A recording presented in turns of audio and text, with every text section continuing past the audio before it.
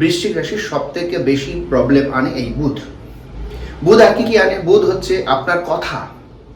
দুম করে বেফাস কোনো কথার দ্বারা আপনি শত্রুতা তৈরি করে ফেলবেন। মানে আপনি মানুষটা ভীষণ ভালো, কিন্তু আপনি এমন কোনো কিছু কথা বলে ফেলছেন, মানে এই যে সরলতা থেকে কি হয়, যারা সরল হয় তারা না দুম করে অন্যায় সহ্য করতে পারে না, দুম করে কিছু বেফাস কথা বলে ফেলে।